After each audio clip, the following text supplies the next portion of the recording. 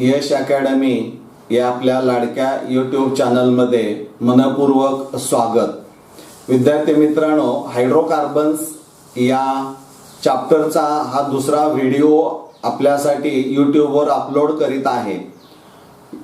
Lecture first day झालं हायड्रोकार्बन्सवर, तो video निश्चितच तुम्हाला आवडलेला असणारा आहे, कारण नुकतंच महाविद्यालय सुरू झालेलं आहे आणि त्यामुळं याकडे बघण्याचा दृष्टिकोन कदाचित आणखीन तितकासा म्हणावासा दिसत नाही, परंतु निश्चित हळूहळू तो दृष्टिकोन वाढलेला पाहायला मिळेल.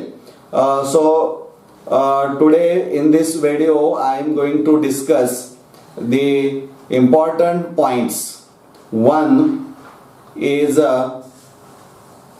I am going to discuss the definition of alkanes, then types of alkanes, general formula of alkanes and some examples, and finally we will discuss the isomerism in alkanes, particularly chain isomerism is exhibited by alkanes. So these are the today's learning point, we can say that learning points. हे तुम्ही note करून घ्या की आज आपल्याला एवढं या व्हिडिओमध्ये अभ्यासायचं आहे. आता आपल्याला त्याची उद्दिष्ट माहित असणं अपेक्षित आहे की what are the objective.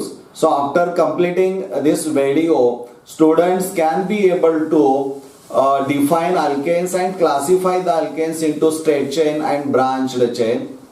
Write the molecular formula of any alkane by using the general formula.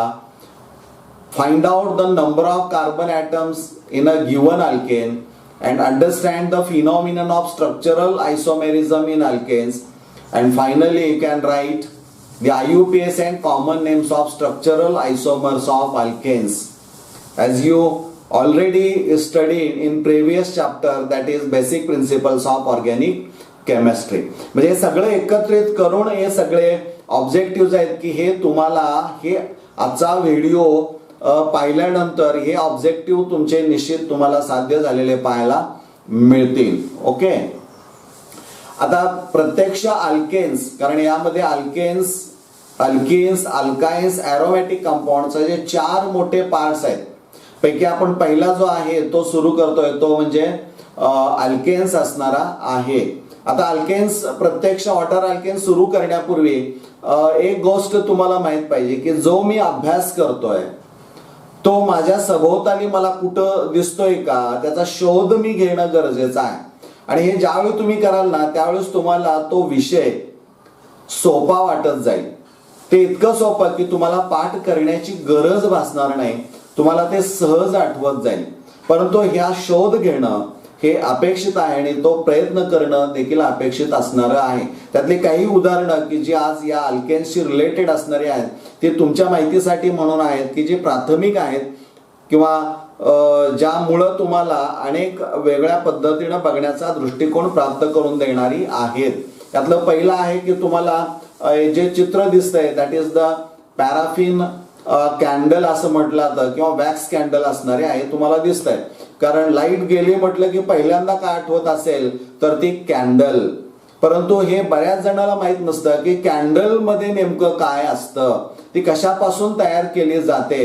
हे आपण विज्ञान शाखेचे आणि विशेषतः केमिस्ट्रीचे स्टुडंट म्हणून आपल्याला माहित असणं अपेक्षित असणार आहे. आणि हे एकदा माहित झालं की आपण आपल्या घरातल्या सगळ्या सदस्यांनाही सांगून केमिस्ट्री इथं आहे अशा पद्धतीनं हे जर सांगितलं तर आणखीन ते अधिक तुमच्या स्मरणामध्ये राहू शकेल.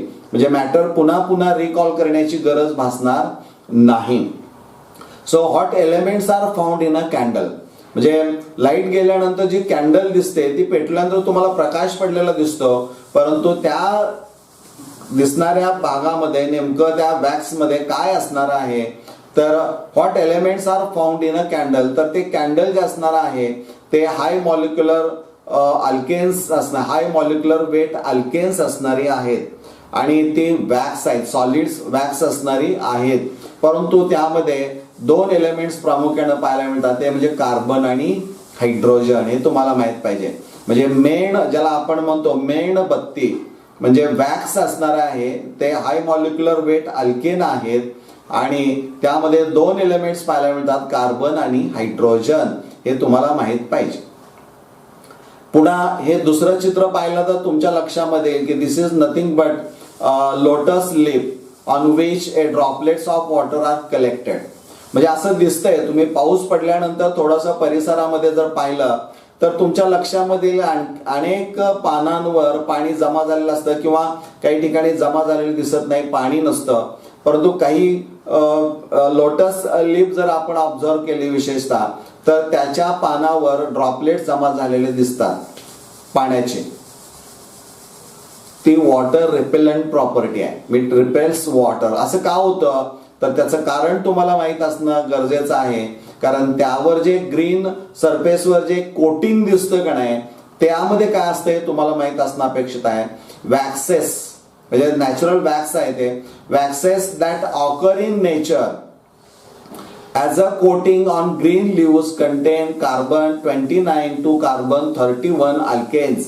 म्हणजे लक्षात ठेवायचं आहे की ज्यावेळी असं दिसतं त्यावेळी साधारणपणे त्या ग्रीन लीफच्या वरच्या सरफेसवर एक वॅक्स कोटिंग असणार आहे आणि त्यामुळे ती वॉटर रेपेलंट प्रॉपर्टी आहे. त्या अल्केन्स आहेत की ज्यामध्ये कार्बनची संख्या 29 पासून 31 पर्यंत असणारी आहे. ही गोष्ट तुम्हाला माहित असणं अपेक्षित असणार आहे. किंवा हे कॉक्रोच तुम्हाला माहित आहे की जे नेहमी तुमच्या घरामध्ये तुम्हाला पाहायला मिळतं आणि याला मारण्यासाठी जे हीट वापरता ते हीट किंवा ते आणखीन एक गोष्ट महत्वाची, ज्यावेळी तुम्ही हीट स्प्रे करताना त्यावेळेस ते स्प्रे ज्यावेळी असा पसरतो त्यावेळेस त्याला ज्या प्रेशरनं पाठवलं जातं त्यामध्ये नेमकं काय भरलं जातं, ते कोणतं केमिकल आहे की जे तुम्ही 12वीला ते अभ्यासणार आहात त्याचाही शोध तुम्ही घेणं गरजेचं आहे. ही केमिस्ट्री आपल्या सभोवताली आहे, याचा बारकाईने अभ्यास केला तर तो अधिक सोपा आणि सहज तुम्हाला करता येईल. म्हणजे आता हे कॉक्रोचच्या बाबतीमध्ये काय नेमका तर कॉक्रोच जे असणार आहे ते अल्केन्स सिक्रीट करतं. म्हणजे सिक्रेशन तिथं होतं ते एका अशा विशिष्ट अल्केन्स होतं. तो अल्केन कोणता, त्यामध्ये कार्बनची संख्या किती हे तुम्हाला माहित असणं अपेक्षित आहे कारण हे तुमच्या घरामध्ये पाहायला मिळणाराच असणारा आहे. तर which alkane is secreted by cockroaches हे माहित पाहिजे.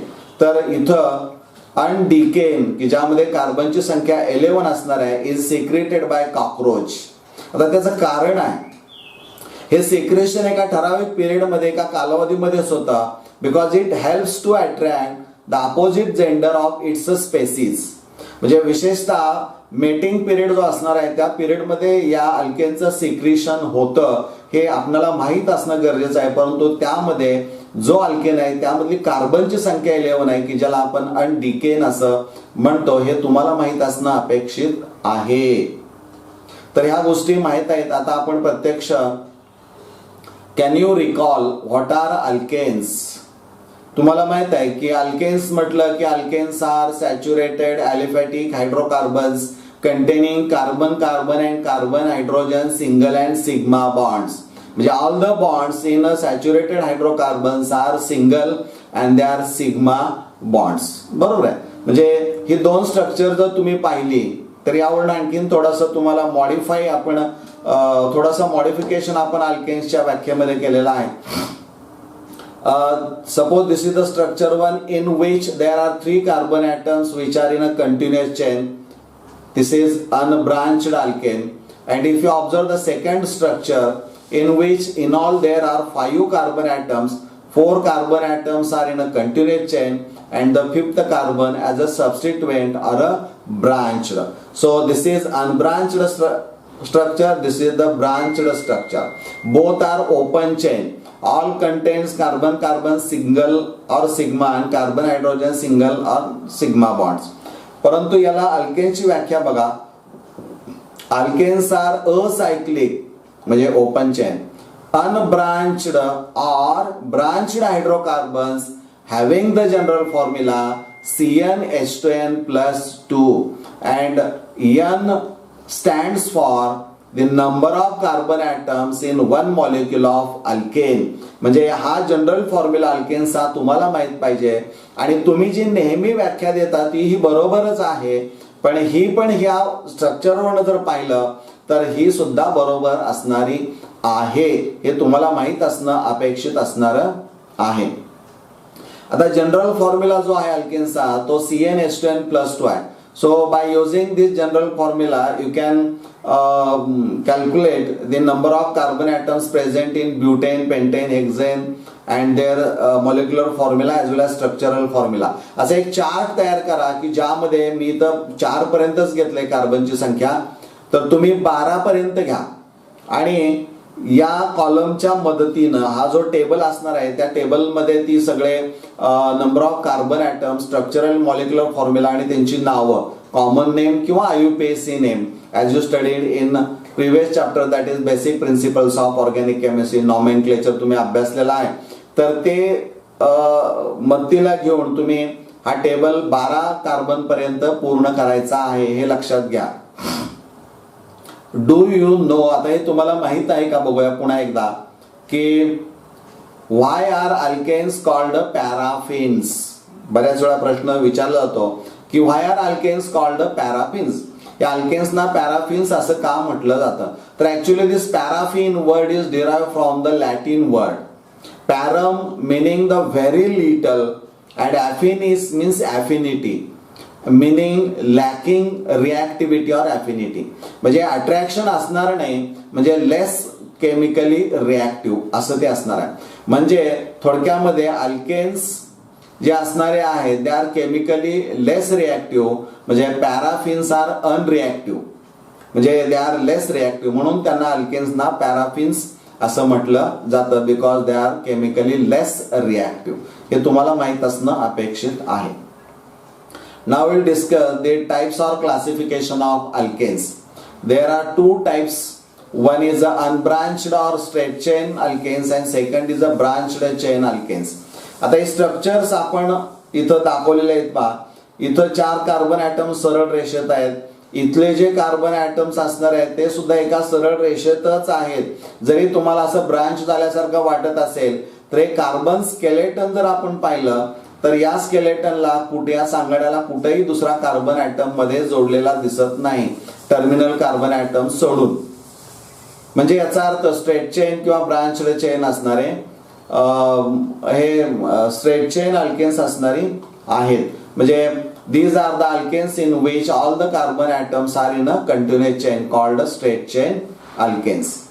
इथं बघा आता हे 3 स्ट्रक्चर जर पाहिलं तर तुमच्या लक्षामध्ये येईल की हे कार्बन स्केलेटन मेन आहे, हे कार्बन स्केलेटन मेन आहे, हे पण कार्बन स्केलेटन जे आहे ते मेन आहे की जिथं तुम्हाला hydrogen atom substituted by another carbon atom. त्यामुळे इथं सबस्टिट्युएंट्स तुम्हाला कार्बन म्हणून पाहायला मिळतात की ज्यामुळे तिथं ब्रांच निर्माण झालेली आहे. म्हणजे इथं ब्रांच्ड चेन अल्केन असणार आहेत. म्हणजे सगळेच्या सगळे कार्बन ॲटम हे सरळ चेन मध्ये दिसत नाहीत.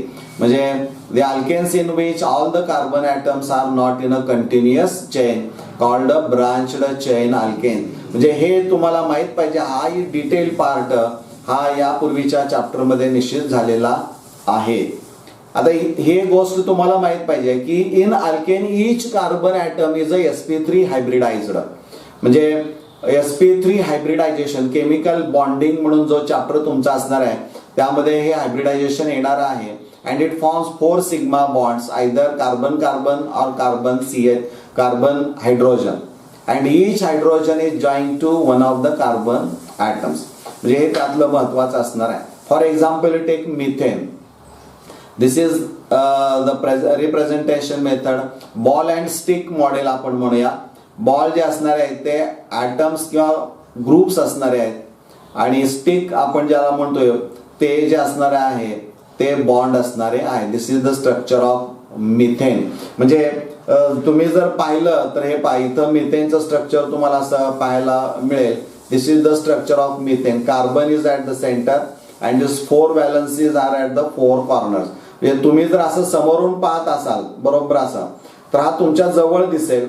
हा कार्बन असेल, हा इकडं बाजूला गेला असेल आणि इकडे एक वर आणि इकडे अशा पद्धतीनं हे स्ट्रक्चर्स तुम्हाला पाहायला मिळतील. तर हे जे असणार आहे ते मिथेनचं बॉल अँड स्टिक मॉडेल असणार आहे. हे तुम्हाला माहीत असणं अपेक्षित आहे. किंवा हेच जर आपण पाहिलं तर तुमच्या लक्षामध्ये येईल की this is the wedge formula. इथं आणखीन एक गोष्ट तुम्हाला सांगायची आहे की इथं hydrogen carbon hydrogen any bond जर आपण पाहिला यातला कुठलाही असेल तर bond angle is found to be 109 degree 28 minutes इतकी असणारी आहे. यातली कुठलीही बॉन्ड अँगल घेतली तरी तीच तुम्हाला पाहायला मिळणारी आहे, बदल त्यामध्ये होत नाही. हे ball and stick model of methane आहे. This is the wedge formula. This is the another representation method which already discussed in basic principles of organic chemistry in detail. You can observe the videos, special videos on isomerism, representation of different methods आपण म्हणूया त्या सगळ्या representation methods असणाऱ्या आहेत. इथं दोन lines दिसत आहेत पहा. This two bonds lie in the plane. इथं dotted line represent the atom or a group going away from the observer आणि वेज जो असणार आहे very close to the observer म्हणजे above the plane wedge, below the plane dotted line, in the plane जे दोन bond दिसत आहेत ते हे इन द प्लेन असणार आहे. म्हणजे this is the wedge formula असं म्हटलं जातं. This is nothing but the Fischer projection formula. Horizontal line, vertical line. बघा हॉरिझॉन्टल लाईन अशी कारण atoms or groups they are coming toward the observer आणि वर्टिकल लाईन खालून वर असं they are going away from the observer. अशा पद्धतीचं ते रिप्रेझेंटेशन मेथड असेल, फिशर प्रोजेक्शन फॉर्म्युला असणारा आहे. म्हणजे इथं जर आपण पाहिलं तर हे तुमच्या लक्षामध्ये येईल पहा. हा कार्बन हा सेंट्रल असणारा आहे. हे जर तुम्ही पाहिलं तर हे तुम्हाला समोर दिसतंय पाहे असं. हे जे असणारे आहेत ते सरळ असे दिसत आहेत आणि हे दोन असे बाजूला गेलेत. म्हणजे इथं हे आडवं जे दिसतंय ते हे आहे, हे दोन, आणि हे दोन बॉन्ड जे दिसत आहेत ते उभी रेष तुम्हाला पाहायला मिळते. म्हणजे खालून असं वर वर्टिकल आणि हे बियॉन्ड असं दिसणार आहे पहा. म्हणजे या पद्धतीने असणार आहे. म्हणजे हे कमिंग टुवर्ड द ऑब्झर्वर. हे माझ्याकडे दिसतंय पहा. हे दिसतं का तुमच्याकडे? तुमच्याकडे आले आणि हे बाजूला गेलंय. म्हणजे this is the representation method called Fischer projection formula असणारा आहे.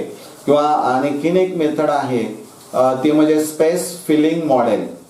स्पेस फिलिंग मॉडेल याचा अर्थ ते जे ॲटम्स किंवा ग्रुप्स जे एकमेकाला जोडलेले असणारे आहेत ते किती स्पेस ऑक्युपाय करतात ते इथं त्या स्ट्रक्चरमध्ये आपल्याला पाहायला मिळतं. This is the space filling model of methane. वरून जर इथून पाहिलं तुम्ही म्हणजे हे जर स्ट्रक्चर आपण पाहिलं इथून ज्यावेळी तुम्ही पाहता त्यावेळेस इथे एक हायड्रोजन असेल, हा मोठा पार्ट दिसतो आणि 3 हायड्रोजन ॲटम्स इथं तुम्हाला दिसत आहेत पहा. एक इथे एक आहे, इथे एक आहे आणि इथे एक आहे. म्हणजे this is nothing but the space filling model असणार आहे. हे हा एक प्रकार आहे. कार्बन हायड्रोजन फ्रेमवर्क इथं तुम्हाला पाहायला मिळतं. तुम्ही असे जोडत गेला तर एक स्ट्रक्चर असं सांगाडा फक्त तुम्हाला तो दिसतो. म्हणजे हे तुम्हाला माहीत असायला पाहिजे म्हणून ह्या गोष्टी इथं क्लिअर केलेल्या आहेत. नाउ आयसोमेरिझम इन अल्केन्स यावरही तुम्हाला सांगतोय. वारंवार का सांगतोय तर हे दोन्ही chapter basic principles of organic chemistry and hydrocarbons are very important as far as organic chemistry is consider. These are the basic chapters. So each and every concept from this topic must be clear. तुमचं पूर्ण understanding पूर्ण क्षमतेने होणं ते अपेक्षित असणार आहे. Isomerism in alkanes and next point is a conformation in alkanes. स्वतंत्र व्हिडिओ आहेत, इन डिटेल आहेत. तिथं थोडंसं फक्त आपण अभ्यासणार आहोत, जास्त काही नाही, कारण तिथं डिटेल आहे ते तुम्ही अभ्यासावं असं अपेक्षित आहे. Isomerism, isos means same, mers means units, having equal units असं म्हटलं आता. Compounds having the same molecular formula but different arrangement of carbon chain within the molecule. म्हणजे मॉलिक्युलर फॉर्म्युला सेम आहे परंतु त्यामध्ये असणाऱ्या कार्बनची मांडणी, कार्बन कार्बन एकत्र येऊन जी कार्बन चेन तयार होते त्याची जी अरेंजमेंट असणार आहे ती मात्र एकसारखी असत नाही, ती भिन्न असते. असं ज्यावेळी पाहायला मिळतं त्यावेळेस ते स्ट्रक्चर्स एकमेकाची आयसोमर्स असतात आणि total phenomenon is called chain isomerism और स्ट्रक्चरल आयसोमेरिझम. स्ट्रक्चर मध्ये फरक तिथं म्हणजेच अरेंजमेंट ऑफ कार्बन चेन मध्ये फरक पाहायला मिळतो. उदाहरणार्थ बघा, हे स्ट्रक्चर तुम्ही जर पाहिलं तर तुमच्या लक्षामध्ये येईल की हे जे स्ट्रक्चर आहे ते प्रोपेनचं आहे. आता हे प्रोपेनचं स्ट्रक्चर नीट पाहिलं तर तुमच्या लक्षामध्ये येईल की हा कार्बन जो असणार आहे, this carbon is attach to only one another carbon atom. This carbon atom is also attach to only one other carbon atom in the same molecule. त्यामुळे this carbon atom is called a primary carbon atom or first degree carbon atom. This carbon atom is also called first degree carbon atom or a primary carbon atom. मग त्यामुळे hydrogen जे याला जोडलेले असणारे आहेत ते primary hydrogen atoms असणार आहेत. आणि हा जो कार्बन असणार आहे, this carbon is a secondary carbon atom or second degree because it is attach to two other carbon atoms. मग समजा आपण असं केलं की if one of the hydrogen atom from किंवा of the primary carbon atom is replaced by methyl group. यातला समजा एक हायड्रोजन काढला आणि जर तिथं आपण मिथाइल ग्रुप जर जोडला तर स्ट्रक्चर हे तयार होतं की ज्यामध्ये 1 2 3 4 there are 4 carbon atoms all in continuous chain, straight chain. So name is n butane. This is the common name and butane is the IUPAC name. म्हणजे इथं या पद्धतीचं स्ट्रक्चर हे आपल्याला तयार झालेलं पाहायला मिळतं. बरोबर आहे. आता इथं दुसरी शक्यता काय आहे ते आपण इथं बघूया. समजा आपण असं केलं की यातला सेकंडरी कार्बन ॲटमचा हा हायड्रोजन ॲटम किंवा कोणताही एक दोन पैकी hydrogen atom if it is replaced by methyl group CH3, तर जे स्ट्रक्चर मिळतं ते कोणतं आहे ते आपण इथं बघूया. हे मिळतंय पहा CH3C, इथं H, इथं CH3 आला CH3. याचं कॉमन नेम असणार आहे आयसोब्युटेन आणि IUPAC 1 2 3. 2 वर मिथाइल आहे आणि 3 कार्बन ॲटम्स आहेत. So IUPAC name is 2 methyl propane. म्हणजे इथं तुमच्या लक्षामध्ये आलं की ज्यावेळी प्रोपेन मधून टर्मिनल कार्बन ॲटमवरचा एक हायड्रोजन रिमूव्ह केला आणि एक तिथं सबस्टिट्यूट केला मिथाइल ग्रुप, तर एन ब्युटेन तयार होतं किंवा ब्युटेन तयार होतं. And if one hydrogen atom from secondary carbon atom is substituted or replaced by CH3, then it gives isobutane. Means 2 different structures are possible are obtained आपण म्हणूया. So both structures, ही जी काही दोन्ही स्ट्रक्चर्स असणारी आहेत, they are having the same molecular formula. No doubt they contain carbon and hydrogen. There are 4 carbon atoms and 10 hydrogen atoms. So this is nothing but butane. So butane having the molecular formula C4H10 can exist in 2 isomeric forms. One is a N-butane and second is a isobutane. म्हणजे या पद्धतीनं म्हणजे propane मध्ये तुम्हाला किंवा methane मध्ये ethane मध्ये isomerism phenomenon नाही. त्यांची स्ट्रक्चरल फॉर्म्युले एक आणि एकच रिप्रेझेंटेशन मेथड असणारी आहे किंवा एकच पद्धतीने आपण रिप्रेझेंट करू शकतो. परंतु ब्युटेनच्या बाबतीमध्ये आपण पाहिलं 2 वेगळ्या पद्धतीनं रिप्रेझेंट करतो कारण मॉलिक्युलर फॉर्म्युला सेम आहे but there is a different in arrangement of carbon chain. आणि 4 कार्बन ॲटमच आहेत परंतु चारीची मांडणी मात्र इथं भिन्न झालेली पाहायला मिळते. So n butane and isobutane are isomers of each other and show phenomenon known as a chain isomerism.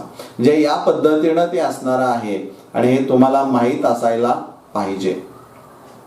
आता इथं you have to apply the skill. म्हणजे जो काय अभ्यास या व्हिडिओच्या माध्यमातून तुम्ही केलेला आहात तिथं तुम्ही स्किल तुमचं अप्लाय करणं अपेक्षित आहे. काय स्किल तुम्हाला अप्लाय करायचं आहे बघा. Draw the structural isomers of hexane. म्हणजे first you know the molecular formula of hexane, number of carbon atoms, number of hydrogen atoms, and then draw the carbon skeleton in which there are exact 6 carbon atoms, not less than or not greater than. ती मांडणी carbon स्केलेटनच्या स्वरूपात करायची and remaining valences are satisfied by hydrogen. Finish. And write the IUPAC and common names of each structural formulae. म्हणजे जी निघणारी आहेत किती निघतायत 5 structural structures, प्रत्येकाला common name आणि प्रत्येकाला IUPAC नेम द्या. या पद्धतीने हे होमवर्क तुम्हाला you have to complete at the home. तुम्हाला ते पूर्ण करावं लागेल. हा सराव तुम्ही कागदावर करणं गरजेचं असणार आहे आणि हा ज्यावेळी कराल त्यावेळेस तुम्हाला कुठेही अडचण येणार नाही. मला वाटतंय हे साध्या सोप्या भाषेमध्ये तुम्हाला सहज कळावं या पद्धतीनं सांगितलेलं आहे, म्हणजे कुठेही तुम्हाला अडचण येणार नाही. हा व्हिडिओ आवडला असेल तर लाईक करा, शेअर करा, चॅनल सबस्क्राईब करायला विसरू नका. कारण तुम्ही चॅनल ज्यावेळेस सबस्क्राईब कराल त्यावेळेस आम्हाला जास्तीत जास्त प्रेरणा मिळते की जेणेकरून अधिक चांगलं काम तुमच्यासाठी आमच्याकडून होऊ शकतं. धन्यवाद.